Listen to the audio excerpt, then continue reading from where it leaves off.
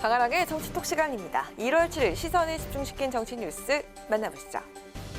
첫 번째 정치톡은 이재명 NFT 발행 잠정 보류입니다.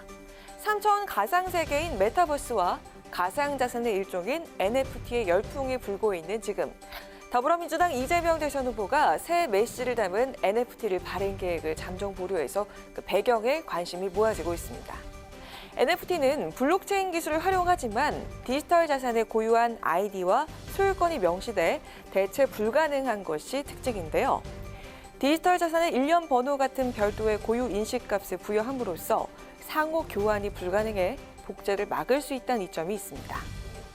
민주당 선대위는 오늘 오전까지만 해도 이재명 후보가 이민년 새해 우리 경제 어려움을 강조하며 오직 민생을 위해 일하겠다는 새해 다짐을 적은 친필 메시와 서명 이미지를 NFT로 등록해 경매를 진행하고 그 수익금은 사회복지 공동모금의 사랑의 열매에 기부할 예정이라고 밝혔는데요. 하지만 그 사이 어떤 문제가 발생한 건지 오후 들어선 NFT 발행 잠정 보류라는 입장과 함께 홈페이지에서 관련 보도자료를 삭제했습니다. 선대위 관계자는 내부적으로 좀 더 논의가 필요하다는 판단에 발행을 잠정 보류하기로 했다고 전했는데요. NFT의 현재 법적 지위가 불분명한 만큼 정치권에서 당장 적극적으로 활용하기엔 한계가 있다는 지적을 의식한 조치로 보입니다. NFT, 지난해부터 게임뿐만 아니라 온라인 스포츠, 디지털 예술 시장 등의 분야에서 활용되면서 그 영역을 넓히고 있죠. 정치권에서도 규제 개혁을 통해 메타버스나 NFT 등 신산업을 키워 청년층에게 희망을 줘야 한다는 목소리가 커지고 있는데요. NFT 등을 매개로 MZ세대에 대한 구애를 강하고 있는 이재명 후보. 이 후보는 세계에서 최초로 NFT를 발행하는 대선 후보가 될 수 있을까요? 두 번째 정치톡은 이준석의 호언장담입니다.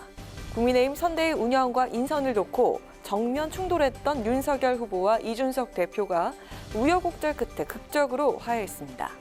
당 내에서 터져나온 사태론에 벼랑 끝까지 내몰렸던 이 대표. 복귀 일성으로 청년층 표심에 대한 자신감을 드러내서 눈길을 끌었습니다.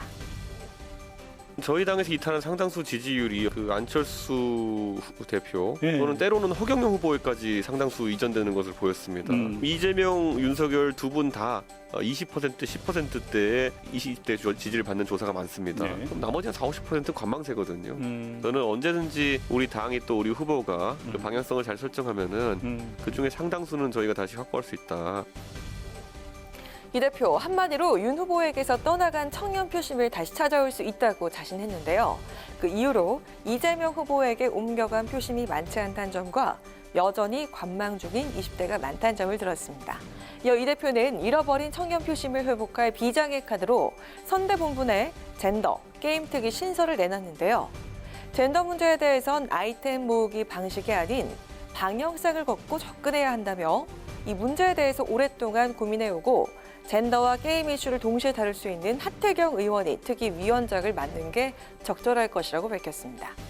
한편 이 대표, 국민의당 안철수 대선 후보의 상승세를 꺾는데도 자신감을 보였습니다. 관련 내용 직접 들어보시죠. 때로는 그냥 청개구리식 반대를 이제 하면서 네, 이렇게 젠더 이슈에 대해서 이렇게 이야기한 경우도 있고 그렇기 때문에 젊은 세대가 다시 한번 그런 발언을 확인하면은 안철수 후보에 대한 지지율을 지속할 이유는 없다. 최근에 약간 반사작용으로 지지율이 오른 것이지 본인이 이제 이런 질문들에 답을 하기 시작하면은 제 생각에는 뭐 안철수 대표는 비슷한 상황을 겪을 거라 봅니다. 과거랑. 윤석열 후보와 이 대표의 세 번째 화해로 어떤 효과를 거둘 수 있을지 관심이 모아지고 있습니다. 떠나간 청년층 표심을 되돌릴 수 있다고 자신한 이준석 대표. 그의 호언장담대로 윤 후보를 향한 2030 세대 지지율은 다시 복원할 수 있을까요? 지금까지 강하랑의 정치톡이었습니다. 안녕하세요. 강하랑입니다. 더 많은 정치 뉴스를 보고 싶으시면 화면 오른쪽을 눌러서 구독해 주시기 바랍니다.